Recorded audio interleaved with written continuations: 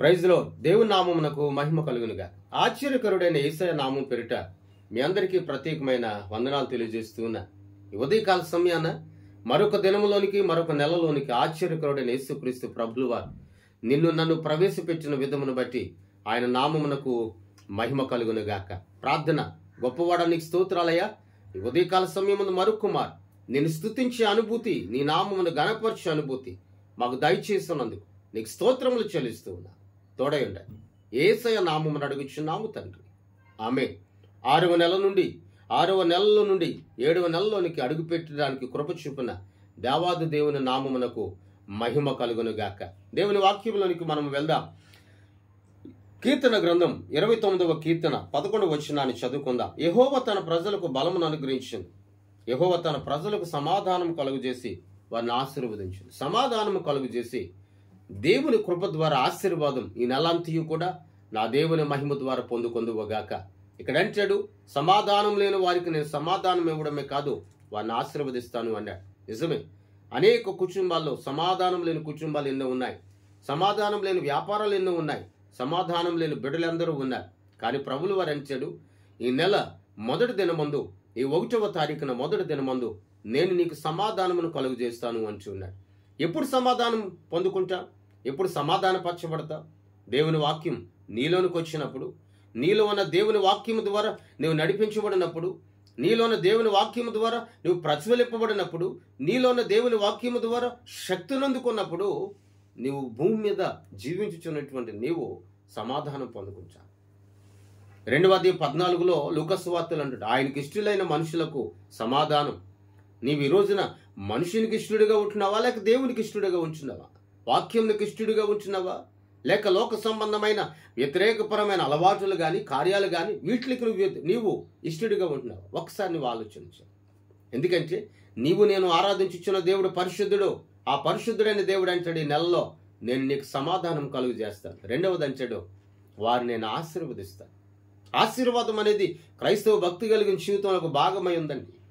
ఆశీర్వాదం అనేది ఎలా పడితే అలాగా, ఏ మనసుతో పడితే ఆ మనసుతో మనం దేవుని సన్నిధిలో అడిగితే మనం పొందుకోం. నీవు నేను కూడా ఆస్వాదించబడాలి అంటే ఆ మనసు నిర్మలమైనదై, ఆ మనసు పవిత్రమైనదై, ఆ మనసు పరిశుద్ధమైనదై ఉండాలి. దేవుని సన్నిధిలో పరిశుద్ధమైనది ఏదైనా మన జీవితంలో ఉండకుండా, పవిత్రమైనది ఏది కూడా మన బ్రతుకులో ఉండకుండా మనం ఎంతకాలం మనం జీవించినా దేవుని మహాకృప ద్వారా ఆస్వాదింపబడలేం. ఈ రోజున నువ్వు అడుగు పెడుతున్న స్థలం ఆశీర్వదించబడాలి. నువ్వు అడుగు పెడుతున్న స్థలం వర్ధిల్లాలి. నువ్వు అడుగు పెడుతున్న స్థలంలో శ్రేష్టమైన మహిమను పొందుకోవాలి. నువ్వు అడుగు పెడుతున్నటువంటి స్థలంలో శ్రేష్టమైనటువంటి మేలు చేత నువ్వు వృద్ధి పొందాలి అంటే దేవుని సన్నిధిలో ఆయనతో నువ్వు సమాధానపరచబడాలి కదా. సమాధానం అనేది నీలో ఉన్నవన్నీ కూడా ఒప్పుకుంటేనే, నీలో ఉన్నవన్నీ కూడా విడిచిపెడితేనే, నీలో ఉన్న ఐహిక విచారము దూరపరచబడితేనే, నీలో ఉన్నటువంటి ఒత్తిడులన్నీ కూడా నువ్వు దూరంగా పెడితేనే నువ్వు దేవుని సన్నిధిలో ఆయనతో సమాధానపరచబడతావు. సమాధానపరచబడుతున్న ప్రతి ఒక్కరిని కూడా ఆయన ఆశీర్వాదకరంగా మారుస్తాడు. మరి ఈ రోజున నువ్వెలాగున్నా? 6వ నెలంతా కూడా శ్రమలతో, కష్టాలతో, దుఃఖాలతో, వ్యాధులతో నీవు ఉన్నావు. మరి 7వ నెలలో నా దేవుడు సెలవిస్తూ ఉన్నాడు, నీకు సమాధానమునిచ్చి నేను నిన్ను ఆస్వాదిస్తాను అంటున్నాడు. మరి వాగ్దానం అనుభవించడానికి సిద్ధముగా ఉన్నావా? లేక నేనుగో ఎండిపోయిన మూడు వలె ఉంటానండి, నా జీవితం నాకు అలాగనే బాగుంది అనే తలంపులు నీవు ఉన్నావా? లేక వాటిని విడిచిపెట్టి దేవుని మహాకృప ద్వారా దర్శింపబడడానికి ఇష్టము కలిగి ఉన్నావా? ఒక్కమారు ఆలోచించు.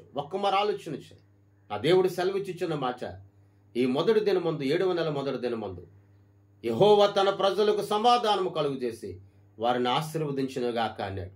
ఈ వాగ్దానం ఇదిగో నీ కుటుంబంలో, నీ జీవితంలో నీరు కట్టి ఫలించునుగా. నీ చేతి పనులో, నీ బిడ్డలు స్కూలుకు వెలిచుండగా, కాలేజీలకు వెలిచుండగా, భర్తవైన భార్యవైన నువ్వు పనికి వెలిచుండగా, వేటకు వెలిచుండగా, అన్నిటిలో కూడా ప్రతి ఉద్యోగంలో కూడా నా దేవుడు నీకు సమాధానం కలుగు చేసి నిన్ను ఆశీర్వదించునుగా. ఈ నెలంతా కూడా స్వస్థత, 6వ నెలంతా కూడా స్వస్థత లేకుండా నీవు ఉన్నావేమో, ఈ 7వ నెలలో నా దేవుని కృప ద్వారా నీవు స్వస్థపరచబడదువుగాక. నా దేవుని కృప ద్వారా బలపరచబడదువుగాక. ఇబ్బందుల నుండి, ఇరుకుల నుండి, కష్టాల నుండి, ఆవేదనల నుండి, తెలియనటువంటి ప్రతి విధమైన బాధ నుండి, కుదరని రోగముల నుండి నా దేవుని కృప నీకు విడుదల కలుగు చేయనుగాక. ప్రార్థన. ప్రియ పరలోకపు తండ్రి, నీకు స్తోత్రాలయ్యా. ఆశ్చర్యకరుడా, నీకు వందనాలు. ఆశ్చర్యకరమైన నీ కృప ద్వారా 7వ నెలలోనికి బ్రతుకుము అని సెలవిచ్చి నడిపించినందుకు నీకు స్తోత్ర. తోడై ఉండండి, బలపరచండి, ఆదరించండి, హెచ్చింపచేయమని, మహిమ ఘనత మీరే పొందమని యేసయ్య నామమున అడిగి వేడుకొనుచున్నాము తండ్రి. ఆమేన్. దేవుని సన్నిధి మీ అందరికీ సదాకాలము తోడయుండి నడిపించునుగాక. ఆమేన్. మీ అందరికీ వందనాలు తెలియజేస్తాను.